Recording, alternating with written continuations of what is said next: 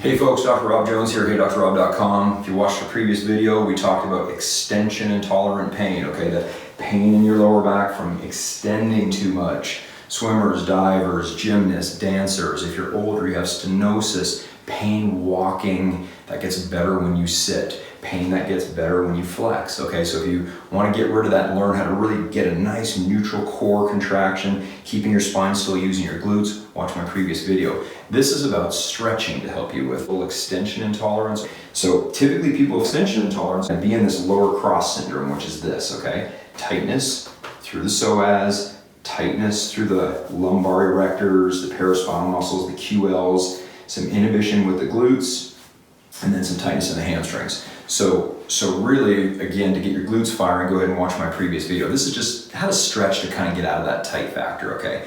So if we basically start with the hamstrings, we've talked before about we don't want to bend over and touch the toes because you're gonna trash your lower back and create flexion intolerance. So just an easy hamstring stretch here, pushing the hips back, squeeze your quads to get a nice stretch through here. Just like any stretch, hold it for about 20 or 30 seconds, okay?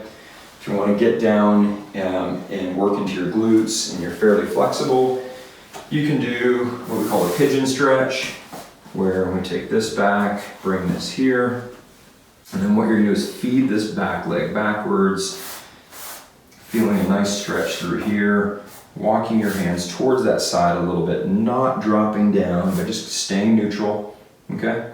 There's a nice glute stretch. You can do that on both sides. Again, 20-30 seconds per. You can do them seated if you don't want to get to the ground. These are super practical. You can just do them at home, sitting in your kitchen, at your kitchen chair, at your office. Cross your leg like this. Raise your chest up, but don't hyperextend your spine.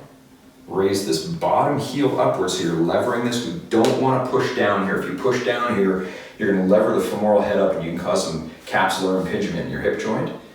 Okay, and then you can come forward just a tiny bit. You'll feel a nice stretch through here. After 20 or 30 seconds, lock your fingers in, pull this knee to this shoulder. Okay, and what you're going to do is just hit the more lateral side of your glute there, get your glute med involved. Okay, 20 to 30 seconds. Couple sets per side or until you feel loose, okay? We can get into the quads where we go ahead, and if you're not very flexible, you can grab your pant leg here. You can just grab your ankle. You'll see a lot of people do this, okay? This is not enough. You actually need to get some hip extension, okay? So squeeze your glute, don't extend your spine, that's what we're trying to get rid of. Extend the hip back, keep it close to your leg, don't come forward. So hip extension, you're getting the rectus femoris, which is all the way up to your hip, and then the lower distal ends of your quads. Again, 20 to 30 seconds, couple per side, totally your call. Okay, next we're gonna get into psoas. And I'm going through this pretty quickly because we did a lot of this for flexion intolerance, and this is just all in my book, and you can grab that in there pretty easily. If you want to do your psoas, you want to split your stance, have some support from a wall or a weight rack or something, or a couch. You're going to go into this position. Now, if you have a little pain and extension here, bring this foot back in, okay? Now, what I want you to do here is squeeze your glute really tight, push your heel towards the ground. You'll start to feel a stretch here. Without extending the spine, reach straight up, turn towards the direction of the side you're stretching, and you'll feel that psoas stretch from the lesser trochanter way down here all the way up into L1 where it attaches. Take some big deep breaths. Keep squeezing that glute and you'll get that nice and loosened up. That psoas is important because when it gets tight, it's going to pull you into that lower cross position, okay?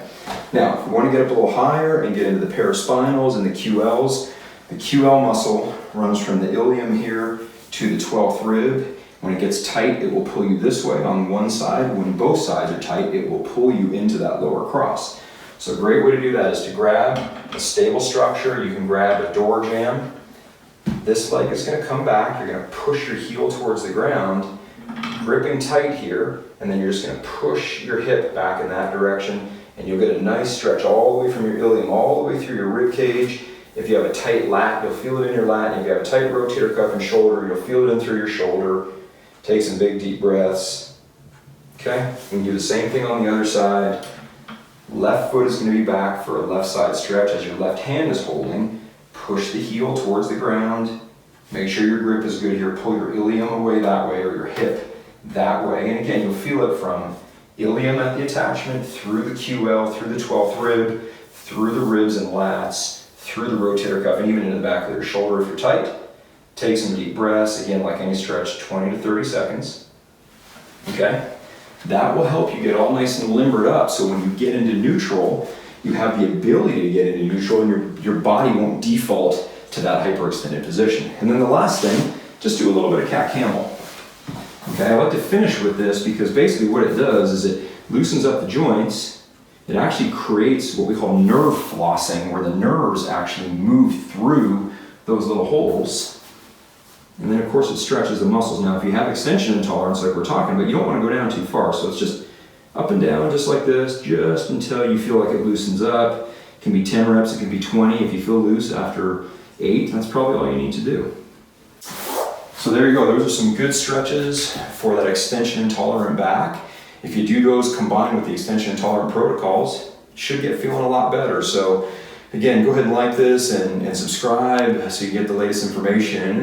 And if you want to leave a comment, maybe I can help you with some pain you have. And check me out on socials, check out my book, Protect Your Back 101, and most importantly, don't forget to protect your back.